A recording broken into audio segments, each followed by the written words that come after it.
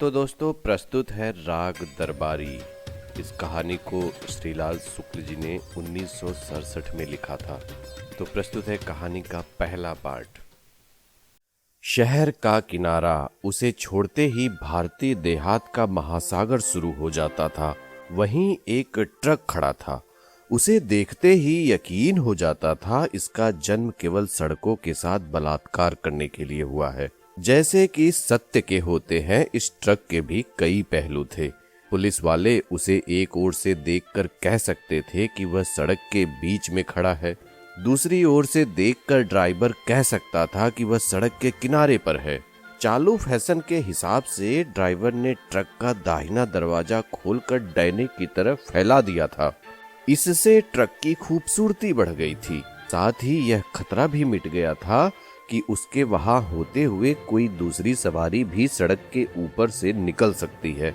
सड़क के एक ओर पेट्रोल स्टेशन था, दूसरी ओर छप्परों, लकड़ी और टीन के सड़े टुकड़ों और स्थानीय क्षमता के अनुसार निकलने वाले कबाड़ की मदद से खड़ी की गई हुई दुकानें थीं। पहली निगाह में ही मालूम हो जाता था कि दुकानों की गिनती नहीं हो सकती।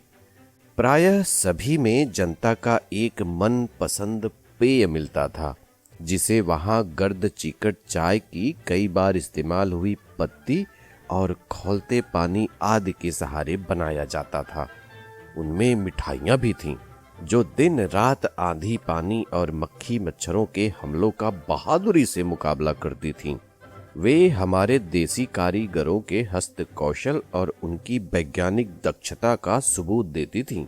वे बताती थी कि हमें एक अच्छा रेजर ब्लेड बनाने का नुस्खा भले ही न मालूम हो, पर कूड़े को स्वादिष्ट खाद्य पदार्थ में बदल देने की तरकीब सारी दुनिया में अकेले हम ही को आती है। ट्रक के ड्राइवर और क्लीनर एक दुकान के सामने खड़े चाय पी रहे थे। रंगनाथ ने दूर से इस ट्रक को देखा और देखते ही उसके पैर तेजी से चलने लगे। आज रेलवे ने उसे धोखा दिया था। स्थानीय पैसेंजर ट्रेन को रोज की तरह 2 घंटा लेट समझकर वह घर से चला था, पर वह ट्रेन सिर्फ 1.5 घंटा लेट होकर चल दी थी। शिकायती किताब के कथा साहित्य में अपना योगदान देकर और रेलवे अधिकारियों की निगाह में हास्यास्पद बनकर वह स्टेशन से बाहर निकल आया था। रास्ते में चलते हुए उसने ट्रक देखा और उसकी बाँछें वे जिस्म में जहां कहीं भी होती हों खिल गईं। जब वह ट्रक के पास पहुंचा, क्लीनर और ड्राइवर चाय की आखिरी चुस्कियां ले रहे थे। इधर उधर ताककर अपनी खिली हुई बाँछों को छिपाते हुए उसने ड्राइवर से निर्विकार ढंग से पूछा, क्यों ड्राइवर साहब, यह ट्रक क्या शिवपालगंज की ओर जाएगा? ड्राइवर को पीने को चाय थी और देखने को दुकानदारनी थी। उसने लापरवाही से जवाब दिया, जाएगा, हमें भी ले चलिएगा अपने साथ। 15वें मील पर उतर पड़ेंगे, शिवपालगंज तक जाना है। ड्राइवर ने दुकानदारनी की सारी संभावनाएं एक साथ देख डाली और अपनी निगाह रंगनाथ की ओर घुमाई। आहा, क्या हुलिया था! नवकंज लोचन कंज मुख कर कंज पद कंजारुड़म। पैर खद्दर के पैजामे में, सिर खद्दर की टोपी में, बदन खद्दर के कुर्ते में, कंधे से लटकता हुआ भूदानी झोला, हाथ में चमड़े की अटैची। ड्राइवर ने उसे देखा और देखता ही रह गया। फिर कुछ सोचकर बोला, बैठ जाइए श्रीमान जी, अभी चलते हैं। घर घरा कर ट्रक चला। शहर की टेढ़ी मेढ़ी लपेट से फुर्सत पाकर कुछ दूर आगे साफ और वीरान सड़क आ गई। यहाँ ड्राइवर ने पहली बार टॉप गियर का प्रयोग किया, पर वह फिसल फिसल कर न्यूट्रल में गिरने लगा। हर 100 गज के बाद गियर फिसल जाता और एक्सीलेटर दबे होने से ट्रक की घरघराहट बढ़ जाती, रफ्तार धीमी हो जाती। रंगनाथ ने कहा, ड्राइवर साहब, तुम्हारा गियर तो बिल्कुल अपनी देश की हुकूमत जैसा है। ड्राइवर ने मुस्कुराकर वह प्रशंसा पात्र ग्रहण किया।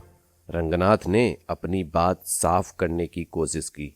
कहा, उसे चाहे कितनी बार टॉप गियर में डालो, 2 गज चलते ही फिसल जाती है और लौटकर अपने खांचे में आ जाती है। ड्राइवर हंसा, बोला, ऊंची बात कह दी श्रीमान जी ने। इस बार उसने गियर को टॉप में डालकर अपनी एक टांग लगभग 90 अंश के कोण पर उठाई और गियर को जांघ के नीचे दबा लिया। रंगनाथ ने कहना चाहा कि हुकूमत को चलाने का भी यही नुस्खा है, पर यह सोचकर कि बात जरा और ऊंची हो जाएगी, वह चुप बैठा रहा। उधर ड्राइवर ने अपनी जांघ गियर से हटाकर यथास्थान वापस पहुंचा दी थी। गियर पर उसने एक लंबी लकड़ी लगा दी और उसका एक सिरा पैनल के नीचे ठोक दिया। ट्रक तेजी से चलता रहा। उसे देखते ही साइकिल सवार, पैदल, इक्के सभी सवारियां कई फरलांग पहले से ही खौफ के मारे सड़क से उतरकर नीचे चली जाती। जिस तेजी से वे भाग रही थी, उससे लगता था कि उनकी निगाह में वह ट्रक नहीं है, वह आग की लहर है, बंगाल की खाड़ी से उठा हुआ तूफान है, जनता पर छोड़ा हुआ कोई बदकलाम अलहकार है, पिंडारियों का गिरोह है। रंगनाथ ने सोचा उसे पहले ही ऐलान करा देना था कि अपने अपने जानवर और बच्चों को घरों में बंद कर लो। शहर से अभी अभी एक ट्रक छूटा है। तब तक ड्राइवर ने पूछा, कहिए श्रीमान जी, क्या हाल है? बहुत दिन बाद देहात की ओर जा रहे हैं। रंगनाथ ने शिष्टाचार की इस कोशिश को मुस्कुरा कर बढ़ावा दिया। ड्राइवर ने कहा, श्रीमान जी आजकल क्या कर रहे हैं? घास खोद रहा हूँ। ड्राइवर हंसा। दुर्घटनावश एक 10 साल का नंग धड़ंग लड़का ट्रक से बिल्कुल ही बच गया। बचकर वह एक पुलिया के सहारे छिपकली सा गिर पड़ा। ड्राइवर इससे जरा भी प्रभावित नहीं हुआ और एक्सीलेटर दबाकर हंसते हुए बोला, क्या बात कही है, जरा खुलासा समझाइए। कहा तो घास खोद रहा हूँ, इसी को अंग्रेजी में रिसर्च कहते हैं। पर साल एमए किया था, इस साल से रिसर्च शुरू की है। ड्राइवर जैसे अलिफ लैला की कहानियां सुन रहा हो मुस्कुराता हुआ बोला, और श्रीमान जी शिवपालगंज क्या करने जा रहे हैं? वहाँ मेरे मामा रहते हैं, बीमार पड़ गया था, कुछ दिन देहात में जाकर जरा तंदुरुस्ती बनाऊंगा। इस बार ड्राइवर काफी देर हंसता रहा। बोला, क्या बात बनाई है श्रीमान जी ने? रंगनाथ ने उसकी ओर संदेह से देखते हुए पूछा, जी इसमें बात बनाने की क्या बात? वह इस मासूमियत पर लोटपोट हो गया। पहले ही की तरह हंसते हुए बोला, क्या कहने हैं। अच्छा जी छोड़िए भी इस बात को, बताइए मित्तल साहब के क्या हाल हैं? क्या हुआ उस हवालाती के खून वाले मामले का? रंगनाथ का खून सूख गया। भर्राए गले से बोला, अजी मैं क्या जानूं यह मित्तल कौन है? ड्राइवर की हंसी में ब्रेक लग गया। ट्रक की रफ्तार भी कुछ कम पड़ गई। उसने रंगनाथ को एक बार गौर से देखकर पूछा, आप मित्तल साहब को नहीं जानते? नहीं। जैन साहब को? नहीं। ड्राइवर ने खिड़की के बाहर थूक दिया और साफ आवाज में सवाल किया, आप सीआईडी में काम नहीं करते? रंगनाथ ने झुंझला कर कहा, सीआईडी? यह किस चिड़िया का नाम है? ड्राइवर ने जोर से सांस छोड़ी और सामने सड़क की दशा का निरीक्षण करने लगा। कुछ बैलगाड़ियां जा रही थी। जब कहीं और जहां भी मौका मिले वहां टांगे फैला देनी चाहिए। इस लोकप्रिय सिद्धांत के अनुसार गाड़ीवान बैलगाड़ियों पर लेटे हुए थे और मुंह ढांप कर सो रहे थे। बैल अपनी काबिलियत से नहीं बल्कि अभ्यास के सहारे चुपचाप सड़क पर गाड़ी घसीटते लिए जा रहे थे। यह भी जनता और जनार्दन वाला मजमून था। पर रंगनाथ की हिम्मत कुछ कहने की नहीं हुई। वह सीआईडी वाली बात से उखड़ गया था। ड्राइवर ने पहले रबड़ वाला हॉर्न बजाया, फिर एक ऐसा हॉर्न बजाया जो संगीत के आरोह अवरोह के बावजूद बड़ा ही डरावना था। पर बैलगाड़ियां अपनी राह चलती रहीं। ड्राइवर काफी रफ्तार से ट्रक चला रहा था और बैलगाड़ियों के ऊपर से निकाल ले जाने वाला था। पर गाड़ियों के पास पहुंचते पहुंचते उसे शायद अचानक मालूम हो गया कि वह ट्रक चला रहा है, हेलीकॉप्टर नहीं। उसने एकदम से ब्रेक लगाया, पैनल से लगी हुई लकड़ी नीचे गिरा दी, गियर बदला और बैलगाड़ियों को लगभग छूता हुआ उनसे आगे निकल गया। आगे जाकर उसने घृणापूर्वक रंगनाथ से कहा, सीआईडी में नहीं हो तो तुमने यह खद्दर क्यों डांट रखा है जी? रंगनाथ इन हमलों से लड़खड़ा गया था, पर उसने इस बात को मामूली जांच पड़ताल का सवाल मानकर सरलता से जवाब दिया, खद्दर तो आजकल सभी पहनते हैं, अजी कोई तुक्का आदमी तो पहनता नहीं। कहकर उसने दोबारा खिड़की के बाहर थूका और गियर को टॉप में डाल दिया। रंगनाथ का पर्सनालिटी कल्ट अब समाप्त हो गया था। थोड़ी देर वह चुपचाप बैठा रहा, बाद में मुंह से सीटी बजाने लगा। ड्राइवर ने उसे कोहनी से हिलाकर कहा, देखो जी, चुपचाप बैठो, यह कीर्तन की जगह नहीं है। रंगनाथ चुप हो गया।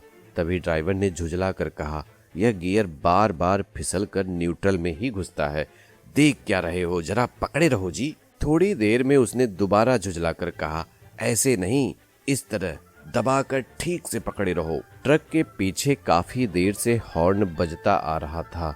रंगनाथ उसे सुनता रहा था और ड्राइवर उसे अनसुना कर रहा था। कुछ देर बाद पीछे से क्लीनर ने लटक कर ड्राइवर की कनपटी के पास खिड़की पर खट खट करना शुरू कर दिया। ट्रक वालों की भाषा में इस कार्यवाही का निश्चित ही कोई खौफनाक मतलब होगा, क्योंकि उसी वक्त ड्राइवर ने रफ्तार कम कर दी और ट्रक को बाईं पटरी पर कर लिया। हॉर्न की आवाज एक ऐसे स्टेशन वैगन से आ रही थी जो आजकल विदेशों के आशीर्वाद से सैकड़ों की संख्या में यहाँ देश की प्रगति के लिए इस्तेमाल होते हैं और हर सड़क पर हर वक्त देखे जा सकते हैं। स्टेशन वैगन दाएं से निकलकर आगे धीमा पड़ गया और उससे बाहर निकले हुए एक खाकी हाथ ने ट्रक को रुकने का इशारा दिया। दोनों गाड़ियां रुक गईं। स्टेशन वैगन से एक अफसर नुमा चपरासी और एक चपरासी नुमा अफसर उतरे। खाकी कपड़े पहने हुए दो सिपाही भी उतरे। उनके उतरते ही पिंडारियों जैसी लूट खसोट शुरू हो गई। किसी ने ड्राइवर का ड्राइविंग लाइसेंस छीना, किसी ने रजिस्ट्रेशन कार्ड, कोई बैक व्यू मिरर खटखटाने लगा, कोई ट्रक का हॉर्न बजाने लगा, कोई ब्रेक देखने लगा। उन्होंने फुटबोर्ड हिलाकर देखा, बत्तियां जलाई, पीछे बजनी वाली घंटियां टुनटुनाई। उन्होंने जो कुछ भी देखा वह खराब निकला। जिस चीज को छुआ उसी में गड़बड़ी आ गई। इस तरह उन चार आदमियों ने 4 मिनट में लगभग 40 दोष निकाले और फिर एक पेड़ के नीचे खड़े होकर इस प्रश्न पर बहस करनी शुरू कर दी कि दुश्मन के साथ कैसा सलूक किया जाए। रंगनाथ की समझ में कुल यही आया कि दुनिया में कर्मवाद के सिद्धांत, पयोटिक जस्टिस आदि की कहानियां सच्ची हैं। ट्रक की चेकिंग हो रही है और ड्राइवर से भगवान उसके अपमान का बदला ले रहा है। वह अपनी जगह बैठा रहा, पर इसी बीच ड्राइवर ने मौका निकाल कर कहा, श्रीमान जी, जरा नीचे उतर आवें। वहाँ गियर पकड़कर बैठने की अब क्या जरूरत है। रंगनाथ एक दूसरे पेड़ के नीचे जाकर खड़ा हो गया। उधर ड्राइवर और चेकिंग जत्थे में ट्रक के एक एक पुर्जे को लेकर बहस चल रही थी। देखते देखते बहस पुर्जों से फिसलकर देश की सामान्य दशा और आर्थिक दुरावस्था पर आ गई। थोड़ी ही देर में उपस्थित लोगों की छोटी छोटी उपसमितियां बन गई। वे अलग अलग पेड़ों के नीचे एक एक विषय पर विशेषज्ञों की हैसियत से विचार करने लगी। काफी बहस हो जाने के बाद एक पेड़ के नीचे खुला अधिवेशन सा होने लगा और कुछ ही देर में जान पड़ा गोष्ठी अब खत्म होने वाली है। आखिर में रंगनाथ को अफसर की मिमियाती आवाज सुनाई पड़ी, क्यों मियां अशफाक, क्या राय है, माफ किया जाए? चपरासी ने कहा, और कर ही क्या सकते हैं हुजूर, कहाँ तक चालान कीजिएगा? एक आध गड़बड़ी हो तो चालान भी करें। एक सिपाही ने कहा, चार्ज सीट भरते भरते सुबह हो जाएगी।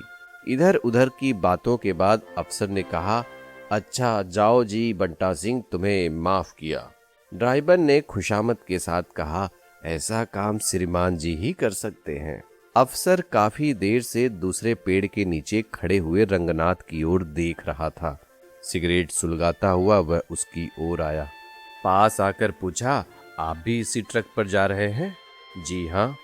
आपसे इसने कुछ किराया तो नहीं लिया? जी नहीं। अफसर बोला, वह तो मैं आपकी पोशाक देखकर ही समझ गया था, पर जांच करना मेरा फर्ज था। रंगनाथ ने उसे चिढ़ाने के लिए कहा, यह असली खादी थोड़ी ही है, यह मिल की खादी है। उसने इज्जत के साथ कहा, अरे साहब, खादी तो खादी, उसमें असली नकली का क्या फर्क? अफसर के चले जाने के बाद ड्राइवर और चपरासी रंगनाथ के पास आए।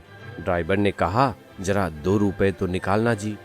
उसने मुंह फेर कर कड़ाई के साथ जवाब दिया, क्या मतलब है, मैं रुपया क्यों दूं? ड्राइवर ने चपरासी का हाथ पकड़कर कहा, आइए श्रीमान जी, मेरे साथ आइए। जाते जाते वह रंगनाथ से कहने लगा, तुम्हारी ही वजह से मेरी चेकिंग हुई है और तुम ही मुसीबत में मुझसे इस तरह बात करते हो, तुम्हारी यही तालीम है? वर्तमान शिक्षा पद्धति रास्ते में पड़ी हुई कुतिया है जिसे कोई भी लात मार सकता है।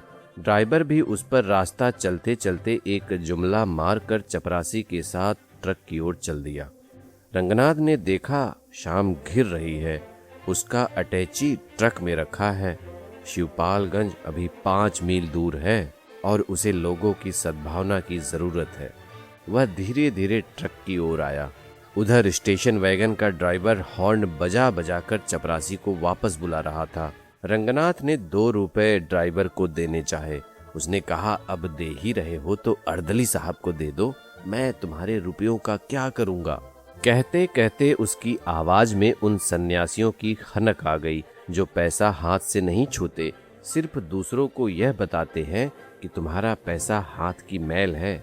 चपरासी रुपयों को जेब में रखकर बीड़ी का आखिरी कश खींचकर उसका अधजला टुकड़ा लगभग रंगनाथ के पैजामे पर फेंक कर स्टेशन वैगन की ओर चला गया। उसके रवाना हो जाने पर ड्राइवर ने भी ट्रक चलाया और पहले ही की तरह गियर को टॉप में लेकर रंगनाथ को पकड़ा दिया।